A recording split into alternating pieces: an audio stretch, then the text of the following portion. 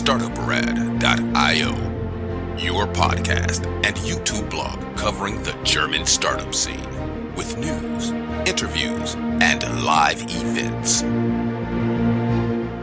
Hello and welcome everybody. This is Joe from Startuprad.io, your startup podcast and YouTube blog from Germany, Austria and Switzerland, as well as the world's first internet radio station dedicated to startups and tech companies.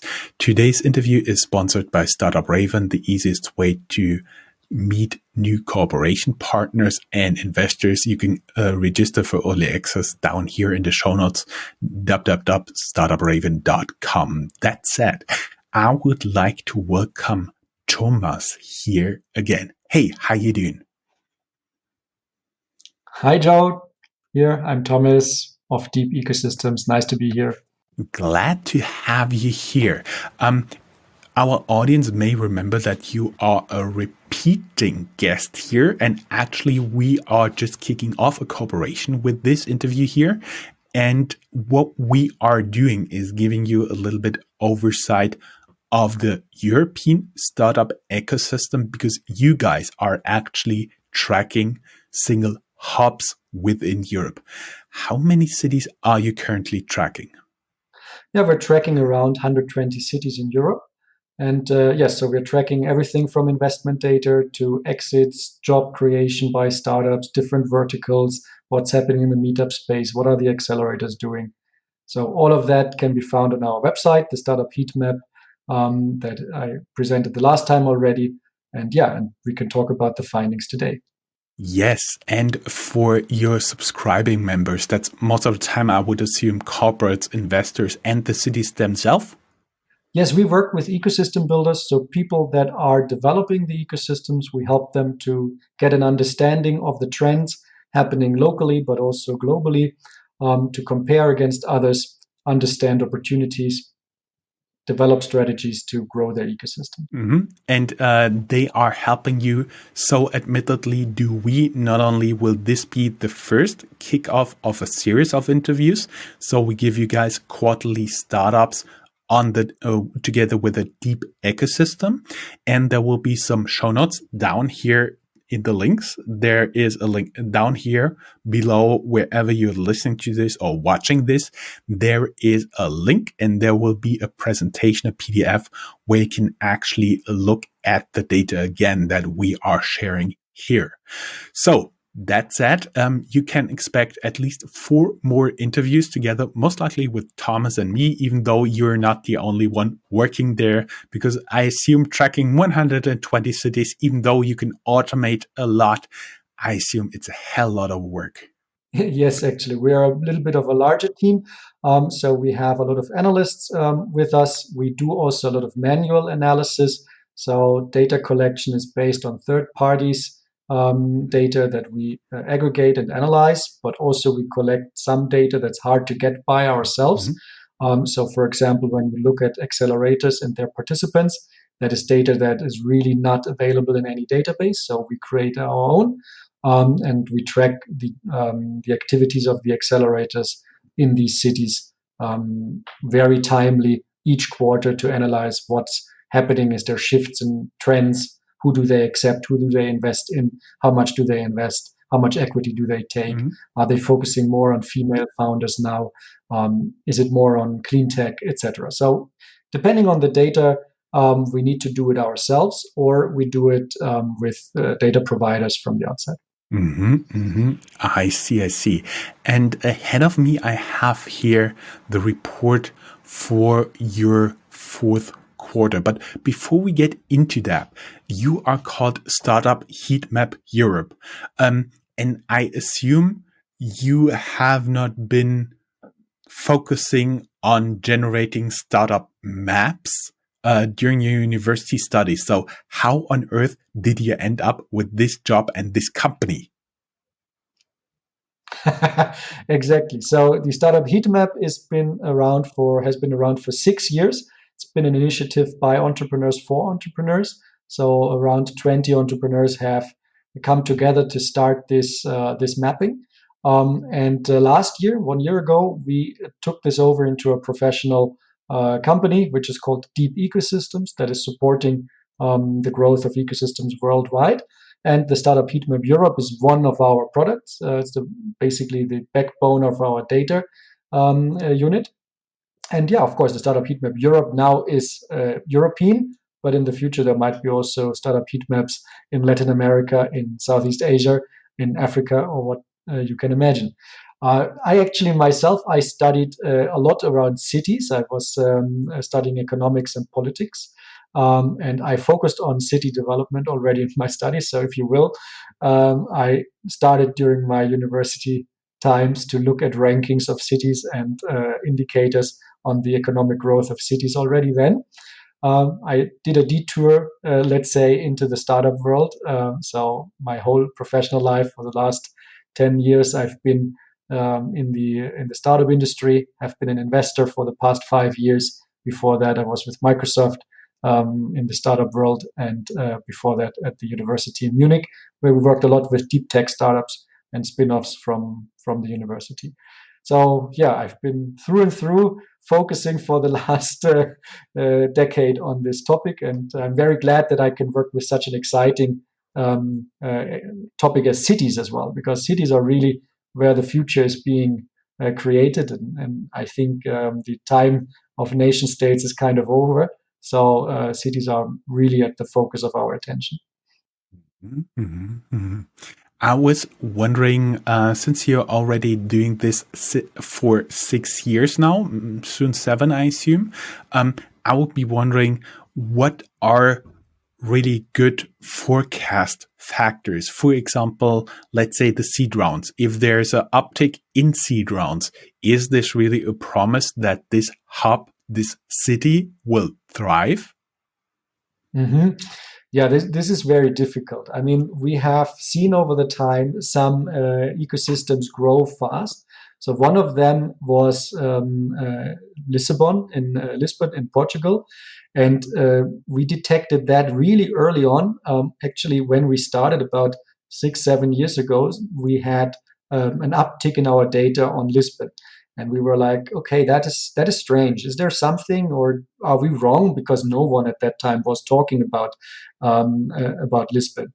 And over time, we saw actually, yeah, these indicators of, for example, popularity among founders, where would they move, are quite indicative of future growth, because talent is a driver of this kind of developments. So, and when talent aggregates in your city, you have a high chance that this will actually lead to future growth. It's not a guarantee. It might be also that you have a lot of talent influx, but then they are not becoming successful startup entrepreneurs. The seed rounds, they're a little bit closer to what you would call like a lagging factor, because in the end, the investments in seed rounds are already an output, right? So if you see investors coming and putting money into startups, that's most likely already the effect of something you have done. But in that sense, it is pretty likely that after increased seed rounds, you will also see increased later stage rounds. So I would expect also Series A rounds to go up after the seed rounds, and so forth. So I think that is closely connected, and there's a correlation between the two. Yes. I see. Let us dive a little bit in. Everybody who's watching this as a video can see what I'm seeing here. For everybody who is just listening to it as an audio podcast, go down here in the show notes. If you're listening to this on our internet radio station, go to Startuprad.io and look for Startup Heat Map.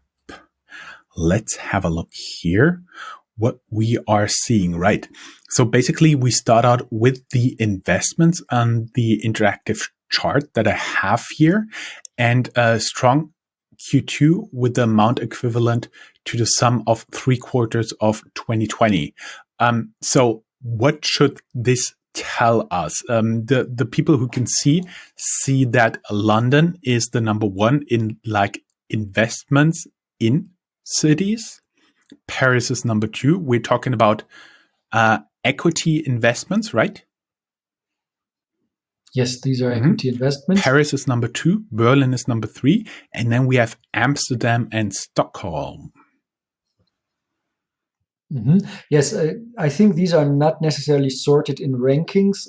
It might be that Berlin actually leads before London, Berlin before Paris, but it's changing places all the time. So you basically see London on the top, and then behind it is Paris, Berlin.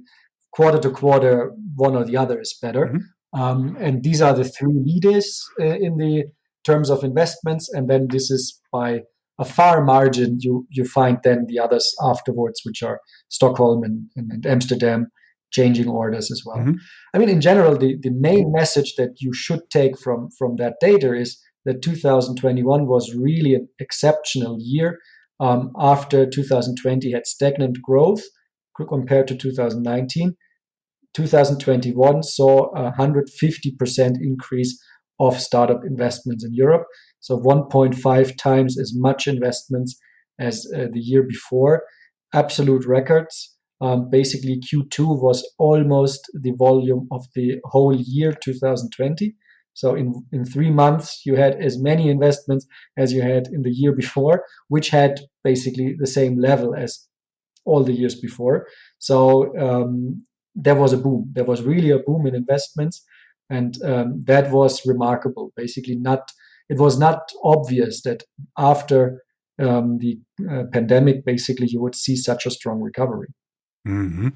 Um, I just aggregated the news because soon the month will be over, and I always track interesting startup news from the German-speaking area like GSA, Germany, Switzerland, and Austria. And I've noticed that there is already a 10 billion startup program running in Germany that should slowly pick up speed, that should become active pretty soon. We talked to Mr. Jatzombeck last year in summer about it, and we already have a request out there for his replacements from the current government, but no confirmation yet. Then there is the initiative of Germany and I do believe France for another 10 billion program. Then we do have Mr. Lindner, who is the Secretary of Finance in Germany and also head of the Liberal Party in Germany, a member of the coalition government. So he has a lot to say. He's also finance minister, and he was just in the news that he wanted to hand out 1 billion euros for scale ups. Do you think those numbers will drive the startup investment in the future? Mhm. Yes, there is a lot of government money in the market already, and it's not going to decrease over time since there's many initiatives. You listed a few. There's always the question how much of these announcements will actually turn into reality. But we have seen in the past that, for example, the EIF, the European Investment Fund, has been used often to manage these funds. That's also how they accrued a lot of competence in this area. And the EIF is generally seen by professionals in the startup world as a good manager of these public funds. So in the end, we see that it works. That there is a professional fund management with a good understanding of the market workings and dynamics, investing these kind of funds. And then, yes, it is really just an increase of the available capital for startups, and it will have like a positive effect. Of course, public money comes with strings attached, and that's something that many players in the startup ecosystem see with also a worrying eye. If you look, for example, at the discussion that you have around the European Innovation Council, which is more like an accelerator type of model, which is also in cooperation with the EIF and investing in startups in an earlier stage or Series A stage. There is a lot of questions around whether the model, how the money is invested, and the requirements that the startups have to fulfill are actually market standard, if they're actually helpful for the startups, or if there's also some slowing factor in that because public money works differently than private money. So it's not easy to say if public money can be seen as equivalent to just the private capital. There is, of course, also the argument that public funding goes into areas that private funding is not seeing. If you look, for example, at hardware, it's something that classic VCs with more private LPs have shied away mostly over the years, and they are not investing in hardware or also high tech that has a long time to market, high development costs, etc.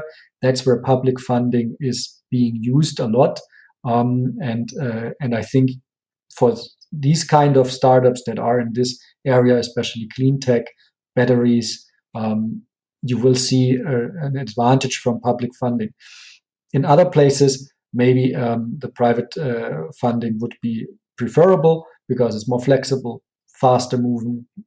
So you will maybe not see like the kind of platform successes that you've seen in the US over the last decade from public funding in Europe. I think that's probably not going to happen. Mm-hmm. Talking about funding, you collected the largest deals in Q4 2021. Berlin on top with 2 fundings and 26 Series E, $900 million, and Flink, the quick delivery startup, with a Series B of $750 million. Then there's Barcelona. Then there's Sweden. They are likely Netlight not located in a big city. We do have Capital on tap in London. And what really surprised me was 555 million Series A in Malta. That is quite a big investment for such a small and beautiful island. Ionity, growth equity in Munich. Energy. Then there's London again, Monzo. Then there's Madrid, Job and Talent. And then there's Quanto in Paris, which is actually quite a few surprises in there. I would have expected London to be a little bit more on top with bigger fundings, right? Yes, this is surprising. And it's also not the picture we got used to. So there's changes. In the top 10, we more often see large rounds in unlikely places. Like, Malta has been, of course, a place where many fintech and also gaming/gambling companies have had their headquarters. So you have seen some of the larger rounds going to Malta also in the past. So they popped up once in a while. But here, that is something that definitely speaks for the Maltese ecosystem, at least in terms of headquarters. I don't know the case if they are really based in Malta, if their team is really there, or if it's more of a choice for where to put your headquarters.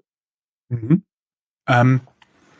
You talked about cities, and that was something that really was interesting for me. And we are now looking at a map of Europe. By the way, you cannot find all the data we're sharing here. On the data you can get from your link, you have to be a subscriber of the Deep ecosystem. But nonetheless, they were 3 years average funding. You rank the cities by, and of course there's London, there's Berlin, there's Paris, there's Tel Aviv, Stockholm, Amsterdam, and then there's already Munich. What really surprised me was Madrid, Helsinki, and Dublin finishing this list. That was quite surprising for me because I haven't had them, like, say, on my mental radar as startup hubs, at least so far. Mm-hmm. Yes, and that's what we often realize when we look at the data and we do really a clean analysis of what the data means. Then we find results that are surprising to some practitioners, because unfortunately we are bombarded with a lot of marketing data out there and rankings that are made to make us believe something. While if we use, for example, a simple metric here that creates some clarity, which is who has on 3 years average raised how much did they raise on 3 years average? So every year past 3 years and then the average. You will see that there's around 8 cities in Europe that managed to raise 1 billion euros per year every year on average. Mhm. And I think that's a simple metric that you can put up there. We call this the unicorn ecosystem. Mhm. Well, just because it's 1 billion, and we say this is a city that regularly raises more than 1 billion euros. And there's only 8 in Europe. And these 8 might also be a bit surprising. Um, for example, Munich. You said Munich, you wouldn't have put them there. But Munich is actually one of the fastest growing ecosystems in Europe. It has a long-term investment growth of over 700%. So that is the growth of that 3-year average. And that puts them into this top list. 2 years ago, they didn't have 1 billion in investments per year, Mhm. but now they are far beyond that result. So it is it's important that we try to understand the real numbers and create a geography in our mind that actually matches the reality. And yes, Madrid, Helsinki, and Dublin, they are there. They are close to this 1 billion, the closest, closer than others. Dublin has on average 660 million, Helsinki 680 million per year, Madrid 800 million per year. So these are hubs that are on the way to get to this ecosystem unicorn status. Mhm. What actually surprised the hell out of me just next to it was the long-term investment growth, because on top there are 3 cities, Prague, Bucharest, Minsk, Mhm. that are maybe Minsk. I get a lot of outreach from there for startups and coding services, but the other 2 I would not have put there. Really actually Yes. surprising. Also, Utrecht, I've heard in the Netherlands, it's very nice. Of course, Munich, you already said, more than 700% long-term investment growth. Düsseldorf, also in Germany, more than 600% long-term growth. Amsterdam, 600%. Frankfurt, 560%. Woo, home turf. And then there's Antwerp. I do believe they're in Belgium, famous for diamond trading, Yes. right?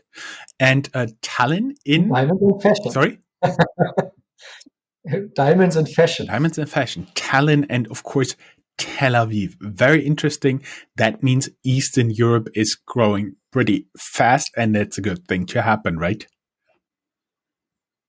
Yes, you see these super large growth rates in places that, of course, had a low level of investments before. However, for this statistic we filtered, I think the threshold was that they had at least 200 million annual investments before, so that the growth still is telling us something. Of course, if you had no investments, or I don't know, a couple of thousands, and now you have a billion, like Bucharest with UiPath.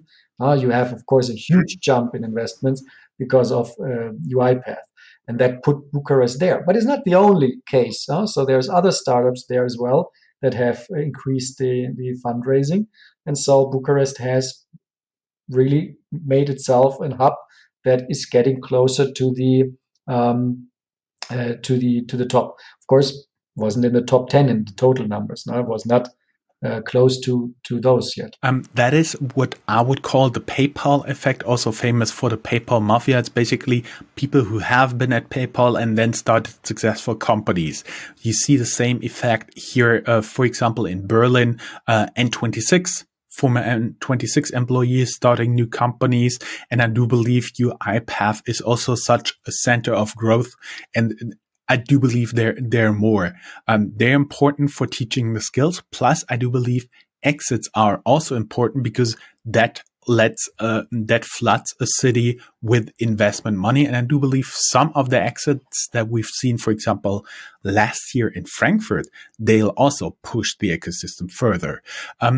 Talking about pushing the ecosystem further here, we are now at the seed investments, and you track the number of these between 500,000 US dollars and 2 million US dollars.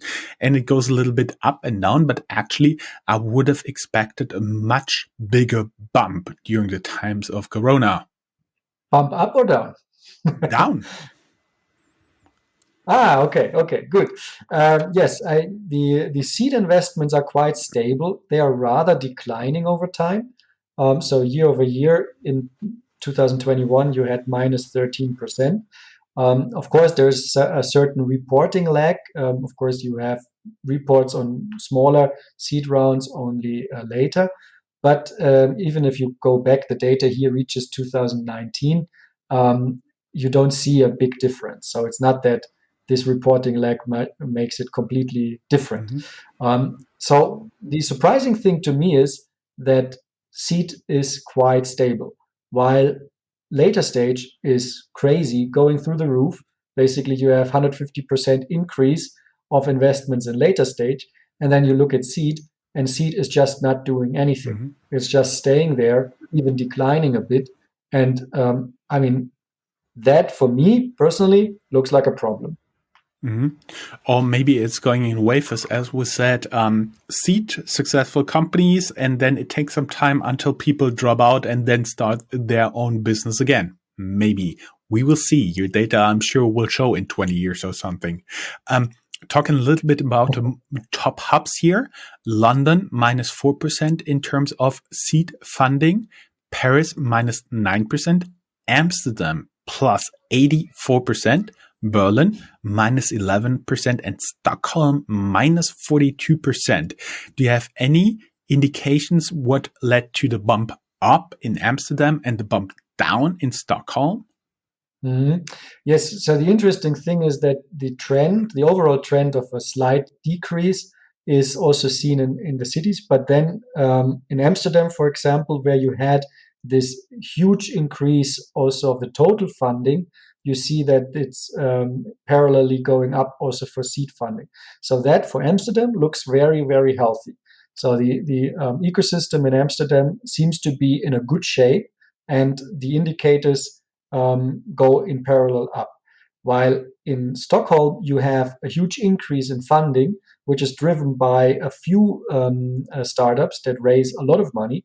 So, for example, Klarna and Northvolt, which are exceptional great success stories and rightfully put Stockholm on the map as the place that has a lot of unicorns per capita and is really punching above its weight, but also shows the problem that sustaining that over time is extremely hard if you have a small ecosystem, if you don't keep the funnel up, if you don't have enough seed stage investments.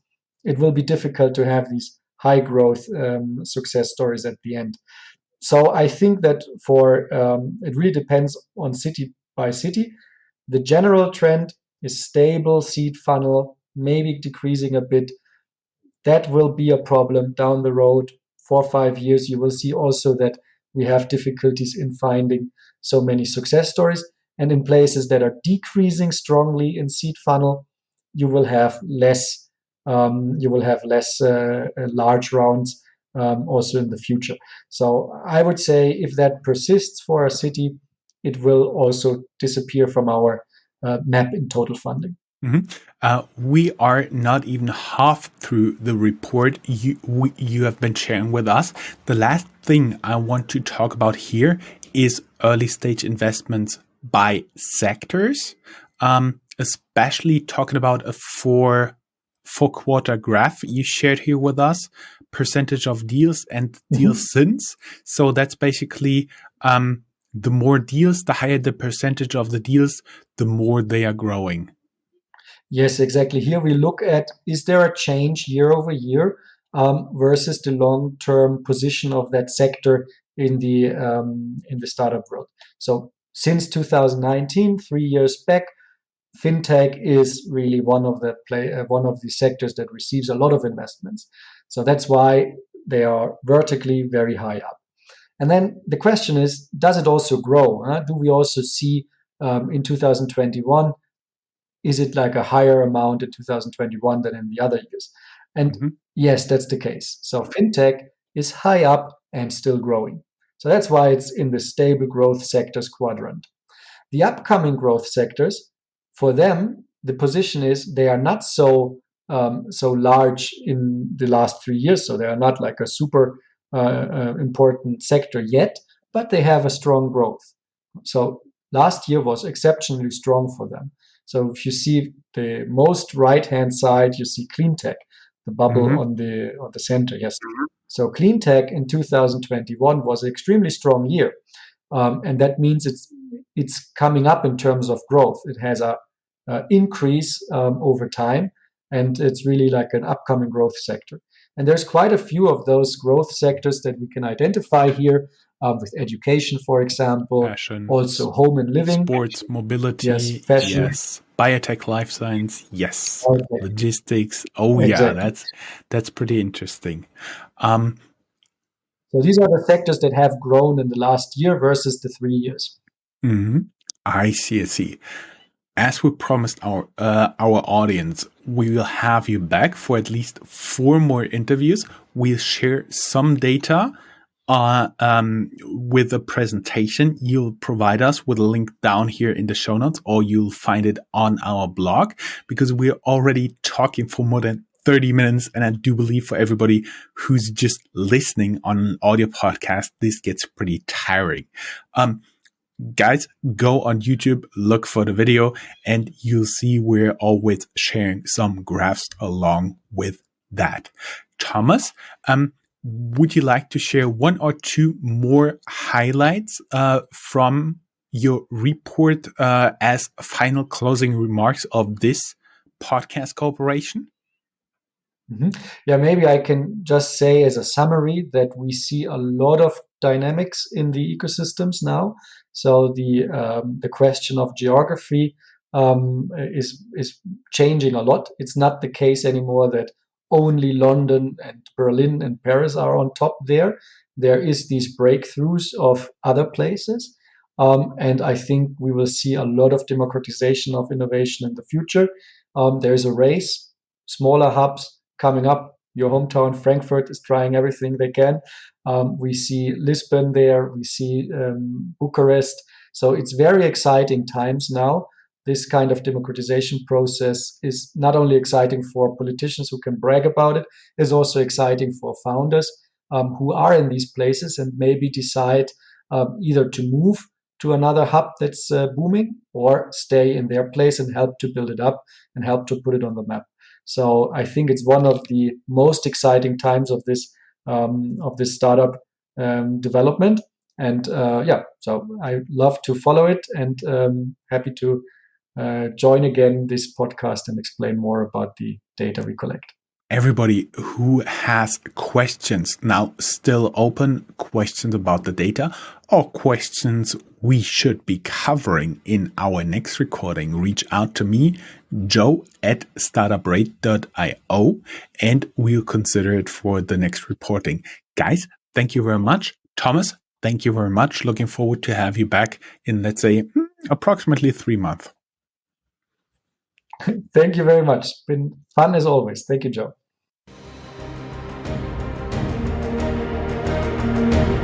That's all, folks. Find more news, streams, events, and interviews at www.startuprad.io. Remember, sharing is caring.